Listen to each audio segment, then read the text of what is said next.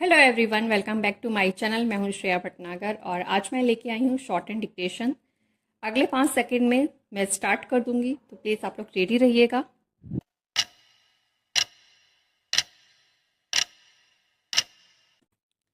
आज का टॉपिक है तर्कसंगत जीएसटी। शुरू करते हैं।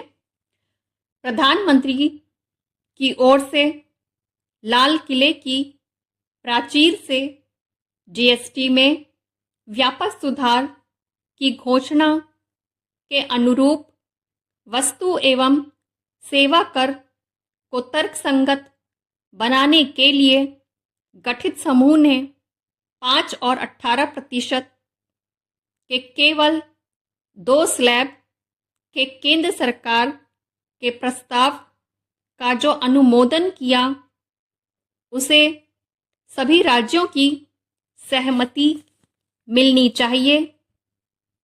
जीएसटी की 12 और 28% वाली श्रेणियां हटाकर केवल 5 और 18% वाली 2 श्रेणियां समय की मांग है। इसकी जरूरत इसलिए भी जताई जा रही थी क्योंकि इससे एक तो जटिलता बढ़ रही थी और दूसरे रोजमर्रा की कुछ आवश्यक वस्तुएं महंगी भी थीं। जीएसटी के 2 स्लैब का लाभ केवल आम आदमी को ही नहीं, कारोबार जगत को भी मिलेगा। इससे भी महत्वपूर्ण यह है कि राजस्व में आने वाली फौरी कमी आने वाले समय में बढ़ सकती है, क्योंकि तंबाकू जैसे अहितकारी एवं लग्जरी कारों समेत अन्य चुनिंदा विलासी मानी जाने वाली वस्तुओं पर से उपकर हटाकर 40% की एक विशेष श्रेणी का प्रस्ताव किया गया है। आशा है कि जीएसटी काउंसलिंग इसी दिशा में आगे बढ़ेगी और फैसले लेगी, लेकिन केवल 2 स्लैब वाला जीएसटी ही पर्याप्त नहीं। इसके साथ ही इस टैक्स व्यवस्था में अन्य अपेक्षित बदलाव भी किए जाने चाहिए ताकि कारोबारियों को अधिक कागजी काम न करने पड़े और टैक्स चोरी भी रुके। एक आंकड़े के अनुसार वित्त वर्ष 2023 में लगभग 1.32 लाख रुपए की जीएसटी चोरी का पता चला।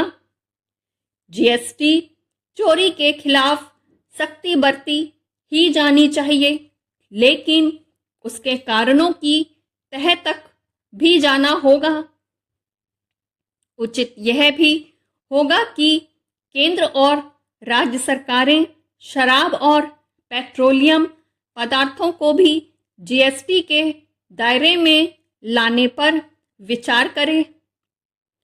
यह भी आवश्यक ही नहीं, अनिवार्य है कि जीएसटी के साथ ही अन्य आर्थिक सुधारों पर भी तेजी से आगे बढ़ा जाए। इस संदर्भ में प्रधानमंत्री ने स्वतंत्रता दिवस पर नए दौर के आर्थिक सुधारों के लिए एक विशेष कार्यबल बनाने की जो घोषणा की, उस पर अमल होते हुए दिखना चाहिए।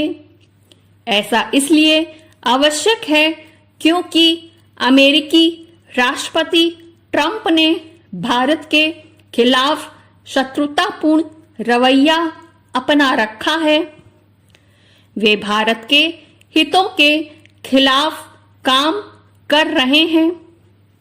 भारत के समक्ष उनकी मनमानी टैरिफ नीति का डटकर मुकाबला करने के अलावा और कोई उपाय नहीं। यह अच्छा है कि भारत ऐसा ही कर रहा है, लेकिन इसी के साथ यह सुनिश्चित करने की भी आवश्यकता है कि भारतीय कारोबार जगत अंतर्राष्ट्रीय प्रतिस्पर्धा का सामना करने में सक्षम बने। उसे जीएसटी में प्रस्तावित सुधारों का लाभ उठाकर खुद को सक्षम बनाना होगा और चीनी वस्तुओं पर अपनी निर्भरता खत्म करने के साथ ही अंतर्राष्ट्रीय बाजार में अपने उत्पादों के लिए जगह भी बनानी होगी। ये थी मेरी आज की डिक्टेशन। उम्मीद करती हूँ आपको लिखते बना होगा, समझ में आया होगा, मेरे वर्ड्स क्लियर लगे होंगे बोलने में। अगर कहीं कोई थोड़ी बहुत भी आपको कमी लग रही है तो आप मुझे बेझिझक कमेंट कर सकते हैं कि आप ये चीज इम्प्रूव कर लो, तो मैं उसको इम्प्रूव कर लूंगी। बस आप मुझे कमेंट करके बताइए। और अगर आप मुझे कांटेक्ट करना चाहते हैं तो आप मुझे इंस्टाग्राम पे कांटेक्ट कर सकते हैं। मैंने डिस्क्रिप्शन में मैंने अपने चैनल के अबाउट सेक्शन में लिंक दे दिया है, तो आप वहां से मुझे कांटेक्ट कर सकते हैं, मुझे डीएम कर सकते हैं और कुछ भी पूछना हो आप मुझे पूछ सकते हैं। मिलते हैं जल्दी एक नई डिक्टेशन के साथ। तब तक के लिए bye bye, take care, thank you.